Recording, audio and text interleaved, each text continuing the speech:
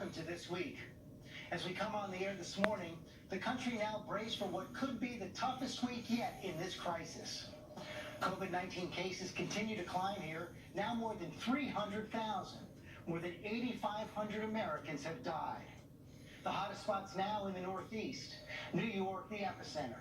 More than 63,000 cases in New York City, almost double that across the state. Governor Cuomo warns the peak is coming in the next 7 days and, quote, we are not yet ready for the apex. In New Jersey, the death toll has climbed past 800, well past the number of its citizens killed in the 9/11 attack. And administration officials are now warning of new hotspots. Pennsylvania, Colorado, Washington, D.C., along with Detroit and Louisiana. Quote, there will be a lot of death, President Trump warned at his Saturday press conference. But he also mused about allowing Easter services to go forward next Sunday, pushed hard to reopen the country as soon as possible, and veered into politics with a mix of attacks and praise for his chief rival. I think the probable presidential candidate for the Democrats will be Joe Biden. And he agreed that I was correct when I stopped people from China very early, very, very early, from coming into our country. So I appreciate the fact that he did, because I was called xenophobic, racist. I was called many things when I did that very early. And former Vice President Joe Biden joins us right now. Good morning, Mr. Vice President. Thank you for joining us. Well, thank you for having me on your show. I appreciate it. And I wish you well. Sure thing. We just heard President Trump there talking about you at his press conference yesterday, but his team also said this week that he'd be open to taking a phone call from you. Has that phone call happened? And if it does, what's the most important thing you want to tell him to do right now? Well, it hadn't happened. I'm happy to talk to him, and I just tell him what we found is important to do when we went through not as bad but a similar crisis, and that is to... Joe, you wanted to call him. He's answering your invitation. Power supply commander, create a Defense Production Act for banks that get out small business loans, ramp up testing, a whole range of things. You got to go faster than slower, and we started off awfully slow. He indicated that I complimented him on dealing with China. Well, 45 nations had already moved to keep block China's personnel from being able to come to the United States before the president moved. So it's about pace. It's about politics with you, and that's all it's about. Shamefully. And shamefully on George Stephanopoulos. He's worried that the cure is going to be worse than disease. Does that concern you at all? And isn't there a point there that if this lockdown goes on for too long, the public health concerns could be grave? Well, the public health concerns can be grave, and you saw what's happening in Singapore. They moved very rapidly to bring down the coronavirus down to zero, and then they began to open up. They had very, very tight restrictions in terms of social distancing, et cetera, staying in place. Now it's coming back, and so we've got what we need most of all, and it's not the president's fault at all, but we need most of all a vaccine. But in the meantime, we have to take all the efforts we can to make sure we prevent the spread, lower that curve as they talk about, and move from there. And that's why I think, George, we're going to need not only this last CARES Act that the Congress passed, which did a great deal. We're going to need at least 2 more iterations of that, I believe. And we've seen also these new guidelines from the CDC saying that they believe that the public now should wear masks in public. President Trump said he doesn't want to do it. He's not going to do it, but several other leading politicians are. When you go in public going forward, will you be wearing a mask? Yes. Look. Well, he doesn't have a mask on now, George. Listen to the experts. Do what they tell you. He may not like how he looks in a mask, but the truth of the matter is that follow the science. That's what they're telling us. So if I go out in public, and I have not gone to commercial places of late, I haven't gone to my local church, etc., where there's no services actually, but my generic point is that you should follow the science. Well, where's your mask, Joe? And your campaign video. Where's your mask, George? President, you say his failures, his incompetence are going to cost lives. Is that what's happening now? Well, look, what I have been saying is that he's moving too slow. The virus is not his fault. But the response is his responsibility. Look, there are a few things he can do. He can immediately fully implement the Defense Production Act, which I and many others called for a long time ago, and he's just getting underway with it. There's still no Defense Supply Act, Production Act for gloves, masks, all the things first responders need. We should create a bank Defense Production Act. We got to get those small businesses. Where were you and Obama for 8 years, Joe? Where's your all's preparation? Shamefully. You all were warned by George Bush. We're not going to process those loans. We've got to save jobs. We've got to save people's businesses. And they have to exponentially ramp up testing. We've been talking about 4 million tests are going to be available. Look, where's all this? Where is it? What's being done? You got to open up enrollment for Obamacare. A lot of people don't have insurance. This president is trying to take away Obamacare across the board, which leave people naked to this problem that we're facing. And we have to finally get some data how this coronavirus is really hurting African Americans and minority communities. Oh, now we're going to make it a racist thing here on Joe. Commander in charge of it all, and right out of the White House, right out of the direct response to the president, so we know where to get what we have to get and get it quickly. Back in 2014, President Obama's Department of Homeland Security warned that a devastating pandemic was the highest homeland security risk from a natural cause. Should your administration have done more to prepare? Well, we did a lot to prepare, as you know, George. We set up an office a pandemic office within the White House. We expanded CDC in other countries so we could be, in fact, observe, see when things were coming, how things were moving. We put people in China. We did a whole lot of things, and we got a very detailed breakdown on this. Yeah, you put Hunter in China and Ukraine and made a lot of money, millions. Transitioned out of office, but the president dismantled almost all of that, and he did not. That's a lie. The budgets for the CDC. He drastically cut the budget for the. Anyway, so he didn't follow through on any of what we suggested was a real problem, and it's going to continue to be a problem. Where are all the masks and the ventilators and the other and the that you all should have had in storage, Joe? You know, George, they have no borders. You can't build a wall. You can't have people at the border trying to stop it. It's beyond that capacity. You have to know what's coming, where it's coming from, and how to deal with it. Yeah, let all the Democrats had all the open borders and snuck all the millions in here illegally. Roosevelt, as you know, he was fired earlier this week. The president said yesterday he 100% supports that decision. Your response? I think it is. I think it's close to criminal the way they're dealing with this guy. Not his conduct. The idea that this man stood up and said what had to be said, got it out that his troops, his Navy personnel were in danger. In danger. Look how many have the virus. I think the guy should have a commendation rather than be fired. Finally, sir, I want to turn to some politics before we go. As you know, Wisconsin now having its primary on Tuesday. Your opponent, Senator Sanders, has said that should be put off, and the governor now joined that chorus as well. But it looks like it's going to happen. Is that wise? Well, look, I think they should just follow the science. What I've been hearing, I've been following like you have, like everybody has, watching the court action. It's still in court now, but I think whatever the science says is what we should do. Well, I thought you knew what the science said. For the convention as well, are you open to the idea that it just may not be possible to do the convention in August?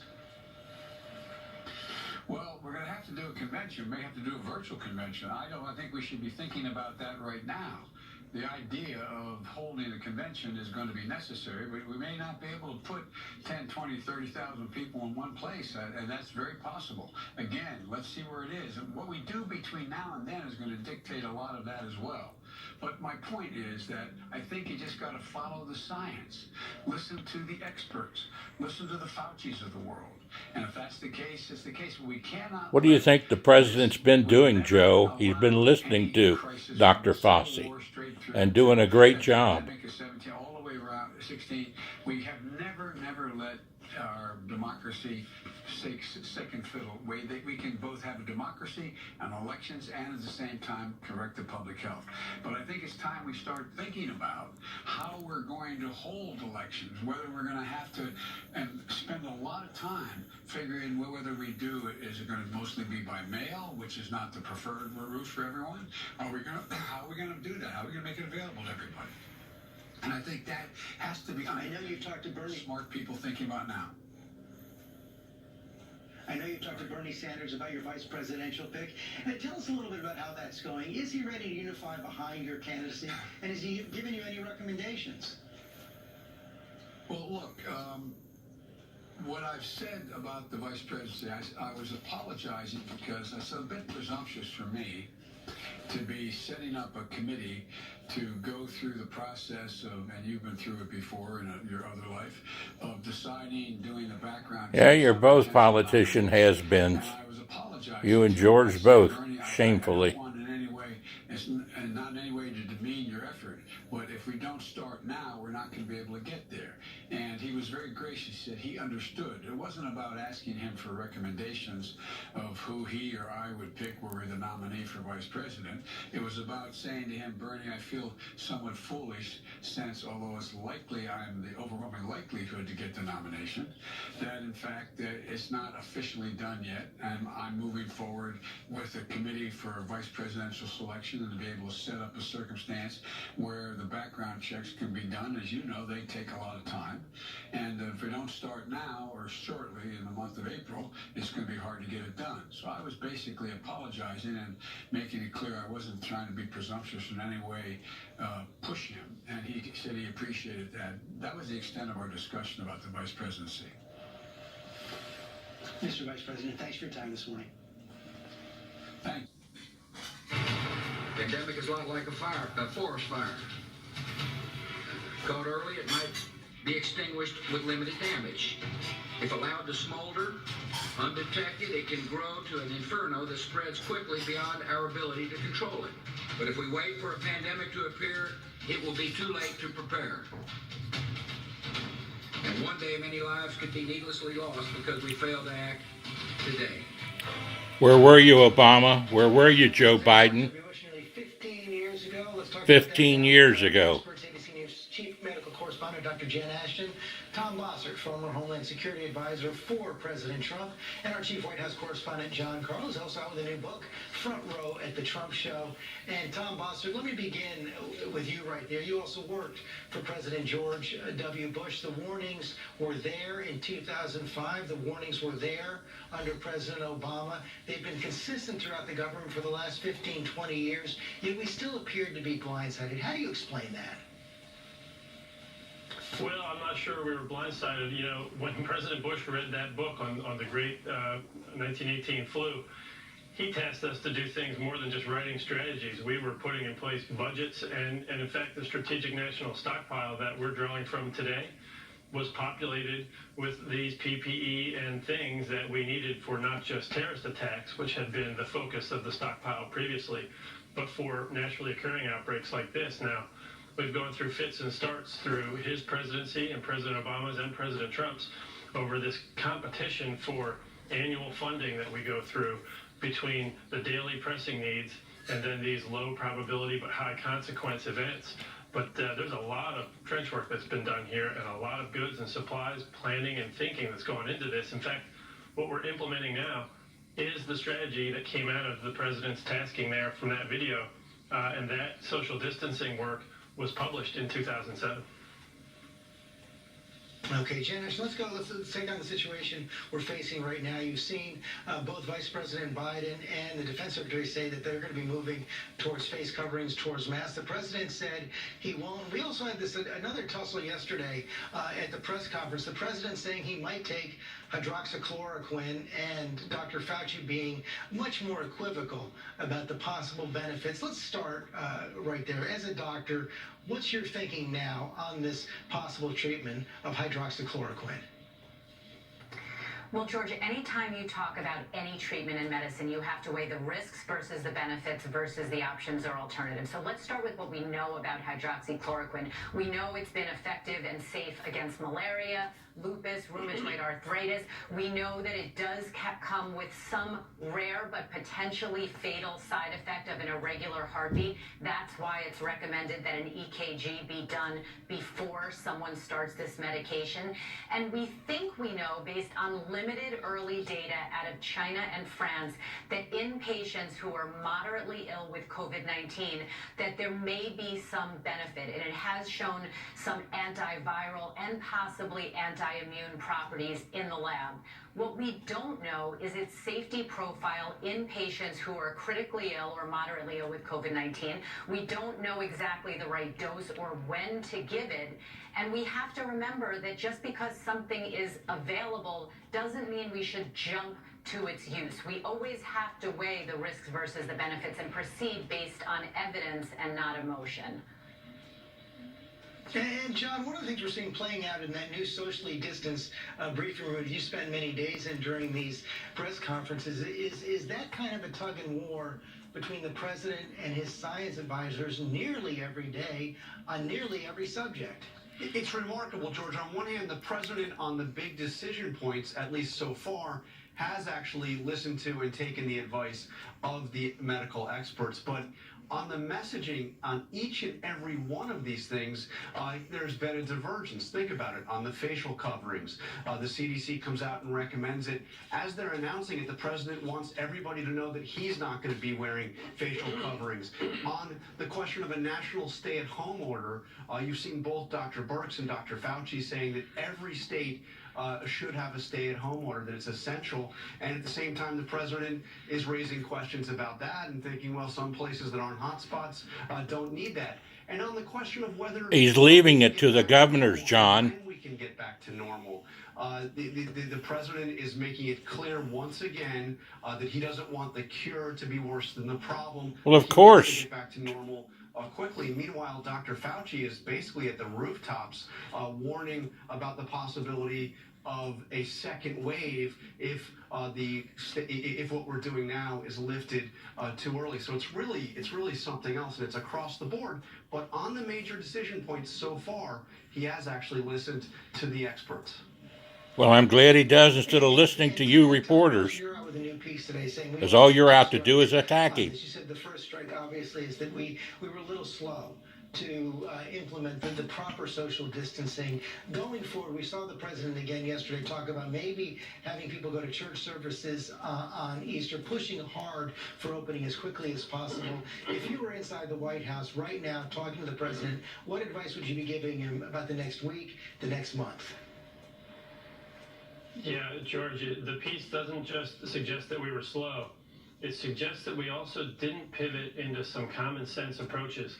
You know, I know what I'd be telling the president right now would be to lift his gaze. He's looking 10 feet, and it seems to me a lot of our leaders are looking 10 feet in front of their bumper right now and dealing with the daily tactics and distribution issues and all these questions of these daily press briefings. He needs to be looking 20 yards, 200 yards, and as far in front of his headlights as he can. We're going to end up having shortages or shortfalls in our vaccine manufacturing capability. So once we get a usable vaccine, we then have to produce 340 million doses of it. You know, we need to start thinking about how we get that production capacity in place. We need to start thinking about how to message to people the extremely difficult and massive mobilization of effort and testing that's going to come ahead of tomorrow and the next day, all through April, but also all through this summer. It's going to be a very tedious affair that requires very careful planning and very careful execution We just don't want people at the end of April. Well, what do you think they're doing up there? That's exactly what they are doing, planning. And Jen, one of the big questions all people options. Go back, especially those who suffer from it, is whether they can be tested for actually having the antibodies to COVID-19 in their system. And once again, in this whole question of testing, it appears that we're behind. Oh, George, the this is ridiculous. Testing is a critical piece of this whole strategy here. And to dovetail on what Tom just said, I would say we're in the third or fourth inning medically or scientifically, and the testing is a huge part of that. What this basically will tell people is whether they've had a recent or possibly current infection, whether they're immune, or whether they've never been exposed to coronavirus. It was FDA approved late Thursday night under emergency use authorization, but it's not fully rolled out yet. It's very sporadic. It's minimally used right now, whereas South Korea, China, Germany, and the UK have been doing this now for quite some time. And we critically need this information, not just to say when someone can go back to work, but healthcare workers need this for their protection, and we need this data to track the degree of silent transmission. So, just because the FDA approved it Thursday night, we've heard that it could be weeks or possibly months till it is widespread, and that may be too late. And finally, John, we're facing all these questions against the backdrop of an election year. You pressed the president on that at the last briefing, and we're seeing real differences starting to emerge over how this election is going to take place. Well, Joe Biden told you that the Democrats may have to hold a virtual convention and should be prepared to do that. The president has said there is no contingency plan for the Republican convention, that it is going forward. And I asked him, about what preparations are to be put in place to ensure that the fall election can happen. I mean, there are scenarios where this comes back, where you have another wave in the fall, potentially even right going into the November election. What's being done? I asked the president about one proposal, which is having every state have an option for mail-in voting. And the only thing he told me is that he opposes that idea, that he does not like mail-in voting. Well, of course not. That's corruption-ridden. There's a lot of thought of this, at least at the on the White House, but it's a huge, huge question going forward. Boy, it sure is, among so many. Thank you all very much. We'll be right back with Rahm Emanuel and Chris Christie. Are you taking steps to ensure that the general election will happen even if this pandemic has reemerged or hasn't gone away? The general election will happen on November 3rd. But do you think every state in this country should be prepared for mail-in voting? No, because I think a lot of people cheat with mail-in voting. You don't That's send right. in the mail where people pick up all sorts of bad things can happen. By the time they sign that, if they sign that, by the time it gets in, it's tabulated. There's that election exchange on Friday between John Carl and the president, joined now by our political experts, Rahm Emanuel, former chief of staff to President Obama, also former mayor of Chicago, and Chris Christie, former Republican governor of New Jersey, close ally of President Trump as well. I want to get to the politics in a minute, but first let's just talk about the COVID-19 spread and the White House response right now. And Chris, let me begin with you. You're there in New Jersey, which is getting hit so hard right now. It really is, George, and I think that's attributable to a number of different things. Obviously, New Jersey is really in the northern part of our state, a bedroom community to New York City. Lots of commuters go back and forth to work there every day. So really, you have to look at the northern New Jersey and New York City as the same region, and also we're the most densely populated state in the country. So community spread in the most densely populated state in the country is going to be something very, very difficult to deal with. And so those two factors, I think, are the overwhelming factors in terms of the numbers you're seeing in New Jersey. So far, your Democratic governor, Phil Murphy, seemed to be getting along with the president, but this tussle between the presidents and the governors is playing out every single day, and it seems like the governors have figured out that the path of least resistance is to praise the president, whether they mean it or not. Is that a healthy relationship? Well, listen, there's always a tug of war, George. I mean, every local official, when you're the governor, and every governor, when you're the president, want as much in terms of resources they can possibly get during a disaster. But I think that you're seeing Governor Cuomo have a very effective relationship with the president, and that can hardly be called a relationship where he's just praising the president. He's been highly critical at times when he's felt like he's needed to be, but he's also been praiseworthy when he thinks praise is deserved. I think the most important thing as a governor right now is to be honest with the people you represent. And you have to tell them exactly what's going on. And if that's being critical of the White House, so be it. If it's being praiseworthy of the White House, so be it. You cannot worry about the politics during a disaster. You have to put your people first. And I think, Governor Cuomo and Governor Hogan, for example, are two examples of people who've been able to effectively do that. Be critical when they need to be, but also be praiseworthy when it's deserved. I agree. And Ron, let me ask you the question I asked Tom Bossert a moment ago. Of course, you used to work for President Trump. You used to work for President Obama. Switch hats for a second. If the president were to call you today as someone who's had that kind of experience, what's the most important thing you'd be telling him to do right now? Well, number one is I'd have a leader in this effort. And I just think, go back to the White House, you have Jared Kushner. Boston has former General McChrystal running their operation. Now, which one do you think is going to be better prepared to get all the pieces together into a coordinated plan? One of the things that happened... Another attack on the president. Jared Kushner is a fantastic administrator. To make sure the incoming Trump administration had a plan for a pandemic. 4 of the people participating, from General Kelly, Rex Tillerson, Tom Bossert himself, Secretary of Energy, all are gone. Personnel is policy, George. And what I would do is put a person in charge of a massive operation of getting the entire government logistics operation moving, and then being able to look around the corner and say, what do we have to get in place second?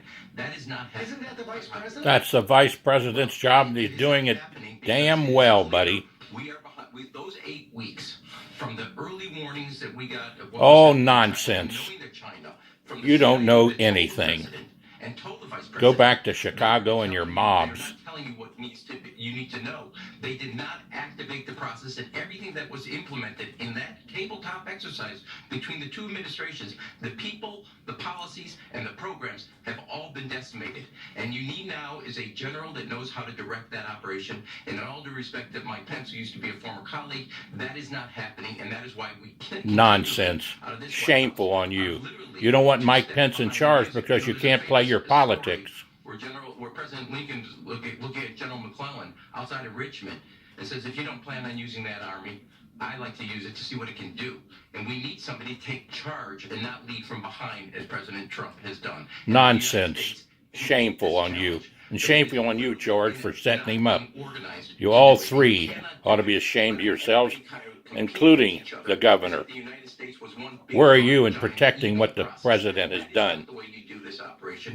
Every day we learn how it's not being done. This will be studied at the Harvard Business School of what not. Oh, at Harvard Business School? Yes, really.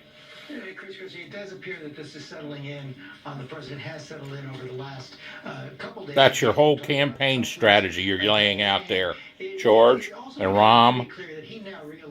Shame on you. Effort, especially with the collapse of the economy, at least in this quarter, is going to be judged by how he responds to this crisis. Is absolutely right, George. And in the end, we elect presidents, we elect governors, we elect mayors, the executives, on how they're going to handle a crisis like this is the way they're ultimately going to be judged. Whatever their campaign promises were or words, when you hit a major crisis, with me it was Hurricane Sandy, with the president's obviously this pandemic now. No, in my view, politically, nothing else matters. And in fact, I've never seen a time when an opponent is more irrelevant. And that's not an insult to Vice President Biden. But in the end, the American people are going to decide, has the President of the United States stood up to this crisis and done right by them and protected their lives? Yes, he has. Or hasn't he? Totally. It's almost as if now this election, as its position, is going to be a referendum on President Trump rather than a binary choice between the Vice President and the President. Wrong. I would slightly, George... Do you agree with that, Ron?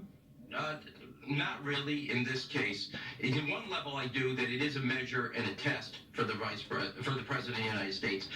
Crises reveal character, and in many ways, while you can have a lot of different policies, it's going to be the qualities of the individual come forward. And I think in the contrast here, and this is not just because I'm a Democrat, you have competence versus Yes, it is because you're a Democrat versus actually and a liberal one. Spin.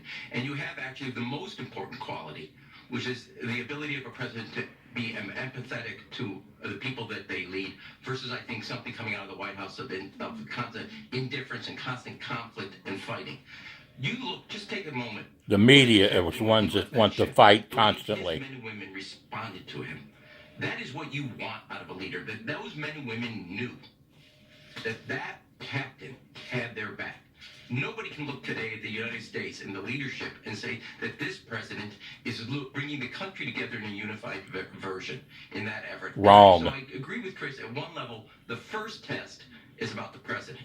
The next test is, do you want a replica, somebody who's just like that, or do you want a replacement of some of the qualities you think are lacking from the president? And in that way, I think Vice President Joe Biden, the character of the person, matches up perfectly with the character of Donald Trump. Oh, nonsense. I wouldn't let Joe Biden run my washing machine. Didn't the president handle that well? Listen, I think that, none of us at this moment know enough about this to be able to make a judgment. But I go back to the point that Ron was making for a second, which is that, this is going to be judged by how the president conducts himself day to day, and he set it up that way with these daily briefings and being as transparent and as open as any president I've ever seen. Absolutely right. Tell the truth, and that's what he's done. Tell the truth, told the truth, every step of the way. He's not hiding in the White House. He's not refusing to answer these questions. And listen, in the end, I still believe, and I know Rob and I disagree on this, but the president's going to be judged up or down on this. I hear you, Rob. You're trying to interrupt me, but just give me a second. I didn't interrupt you. In the end, what I think we're going to understand politically is, and I saw this in New Jersey, when Hurricane Sandy was done and I had been judged to have handled that crisis correctly, my approval ratings were up over 75%, and I won 61% of the vote in a state that's a blue state. A very blue state. That's when people say you've put policy ahead of politics. If the president is judged to have done that and also to have managed it effectively, he'll be okay. And he has put policy ahead of politics. 10 seconds, Sean. Take the last word. Hoover got replaced because he didn't measure up to the Depression.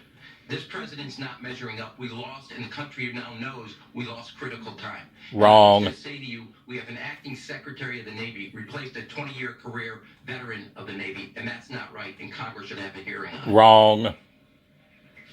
Thank you both very much. We'll be right back. Friday, Attorney General Barr called for the transfer of inmates most vulnerable to home confinement, beginning with federal facilities in Ohio, Connecticut, and Louisiana, where 5 inmates have already died from the virus. And now there are new cries for help from one of the nation's most overcrowded state prison systems. And this is the space. Stretch all of that again. They lost the sound. That's how close we are. This is a shame. But frankly, I'm more concerned with our children and our seniors in nursing homes. Outdated. We cannot wash our hands simultaneously at the same time. My thing to the outside world is help. Help. Help for the overcrowding. Help for sanitary purposes, help for a release mechanism. We need to release some of these people. We need help. Dramatic video there. We reached out to the Alabama Department of Corrections. They acknowledged that current conditions mean they can't enforce social distancing, adding that the department is working to do everything in our power to mitigate the spread of the virus. As of Friday, no Alabama prisoner had tested positive. A couple of AOs have prison workers have confirmed positive. And we're joined now by Dr. Homer Venters, President of Community-Oriented Correctional Health Services, former Chief Medical Officer for the New York City jail system. Topeka Sam, a former inmate who spent 3 years in prison for a nonviolent drug offense, now a criminal justice reform advocate, co-founder of New Yorkers United for Justice. And Bristol County Sheriff Thomas Hoption, he oversees 5 facilities in Bristol County, Massachusetts. Thank you all for joining us this morning. And Dr. Venters, let me just begin with you. Just give us a sense of the scope of this public health crisis in Americans' prisons right now. Sure, good morning. We have 5,000 county jails and state and federal prisons and probably another 2,000 juvenile detention centers and ICE detention centers. These places are almost perfectly designed and run in a way to promote the spread of this virus throughout these institutions, affecting not only the people who are held there, but the staff. We saw it in New York City.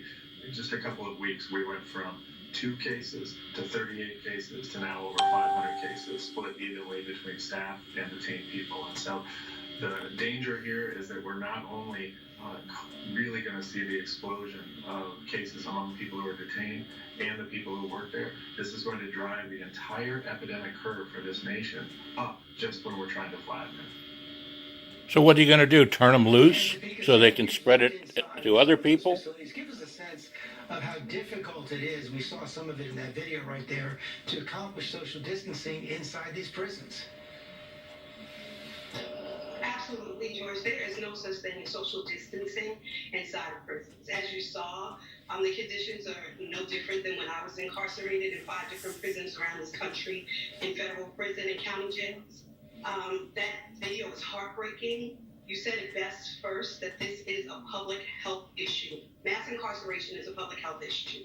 And now that this outbreak has happened, I'm happy that we're taking a look at prisons in a different way and the people that are actually in them.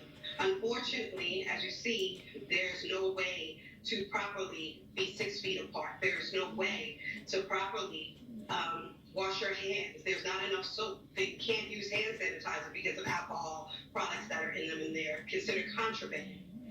You have people, that was an open dorm, but where I was, there were cells, and in those cells, we were locked in sometimes up to 21 hours a day. I just received a call from Michelle West, who's in federal prison, and she actually is in Dublin, California, where they're locking the women in for 5 days out of 7 days, so they're only allowed out of their cell for 2 days a week, Tuesdays and Fridays, for 15 minutes a day. What's your solution, ma'am? What is your solution? We know it's terrible. What is your solution? To release our people from prison, because not only is it the incarcerated population that's impacted, it's the officers, it's the chaplains, it's the workers who come home. What are your solutions? Spread the disease even further within our community into their own children. And Sheriff Hoption, the question is, how do you balance those very real public health and safety concerns against the safety risks? George, what are your solutions? Well, good morning, George. That's a great point. Look, it's all about your protocols in the prisons and how well your staff are prepared. We've been dealing with H1N1 prior to this, SARS, all those viruses. It's all about the control you have in your prisons. Now, if you let people out into the streets, 80% of our population have drug-related issues. They have compromised immune systems. So you let them out into the community, they're a higher risk, become carriers. Right. They're going to start feeding their addiction. They have no support. Right. Medications. They're going to have right. rehabilitative programs out there, and they're going to be wandering into stores, under the influence of drugs. Not to mention the fact that when they overdose, if some of them do, you have the emergency medical people having to respond. Right. And then we've been worried about ingesting a particle of fentanyl. Never mind the exposure to COVID-19, which will happen. The other thing is these people have nowhere to go. Many of them are going to go stay in apartments with 3, 4, sometimes 5 families in a 5-room apartment. I can't think of anything more dangerous. If we're talking about distancing, I can't think of anything that would be more distancing than have the prisoners in the jails protecting the people on the outside from adding more carriers, right. more exposure. Absolutely.